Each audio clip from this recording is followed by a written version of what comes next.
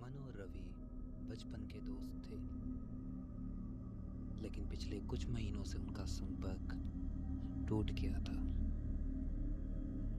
रवि का एक्सीडेंट हुआ था, बहुत दर्दनाक, लेकिन उसकी बॉडी कभी किसी को नहीं मिली। पुलिस ने केस को बंद कर दिया था, यह मानकर कि वो मर चुका है। लेकिन अमल के दिल में हमेशा से एक सवाल था, रवि गया कहाँ? एक रात अचानक अमन के फोन पर एक अनजान नंबर से कॉल आई। अमन। आवाज धीमी और अजीब थी। कौन? मैं रवि। अमन का दिल धड़क उठा। रवि, तू तू तू है कहाँ? मुझे तुझसे मिलना है भाई, बहुत जरूरी है। अमन को समझ नहीं आया कि क्या यह सच है या कोई मजाक,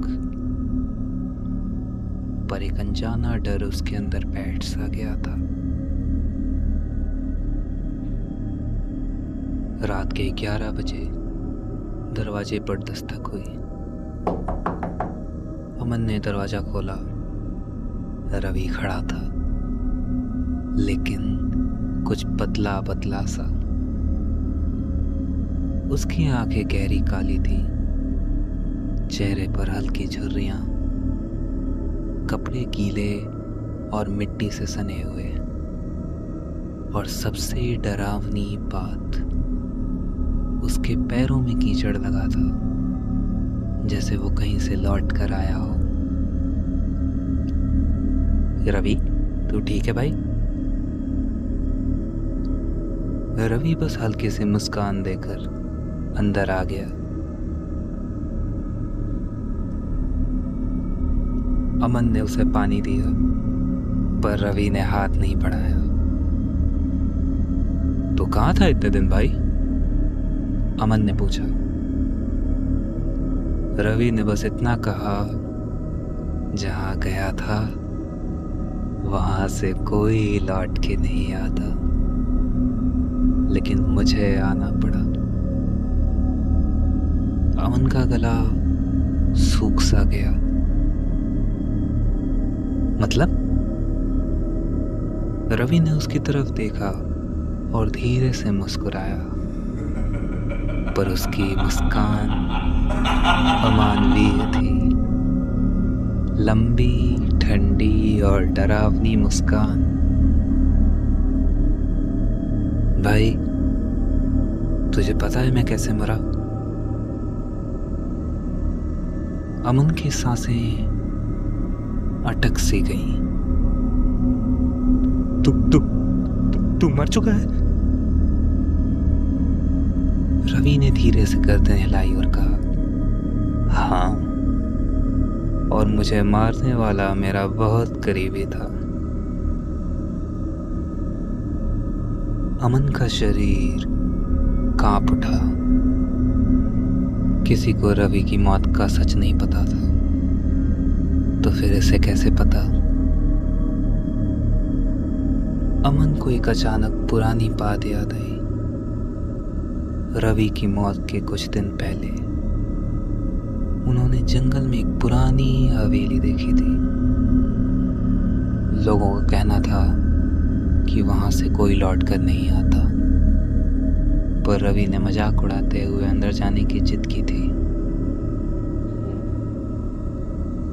ठीक उसी के कुछ दिन बाद से रवि गायब हो गया था। अमन की धड़कनें तेज हो गई। भाई, तूने मुझे क्यों जाने दिया था? रवि की आवाज में दर्द था। अमन कांपते हुए बोला, तू खुद जिद कर रहा था भाई। रवि अब उसकी तरफ झुक गया। पर तुझे मुझे रोकना चाहिए था। अचानक दरवाजा खुद ब खुद बंद हो गया। लाइटें जलने और बुझने लगी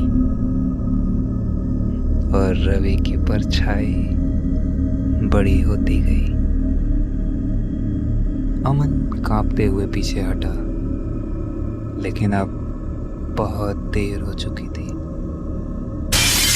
रवि धीरे धीरे मुस्कुराया और कहा, अब मैं अकेला नहीं रहूंगा, अब तुझे भी वहां चलना होगा।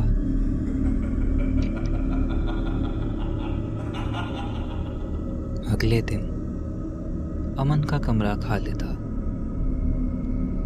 दरवाजे पर सिर्फ मिट्टी के निशान थे और दीवार पर खून से लिखा था,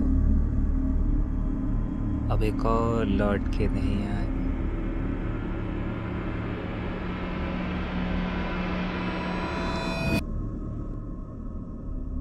मेरा नाम श्रियम है और आप सुन रहे हैं हॉरर टॉक्स। ऐसे ही और एपिसोड्स के लिए बने रहिए मेरे साथ। मैं जल्दी ही हाजिर होऊंगा एक नई कहानी के साथ।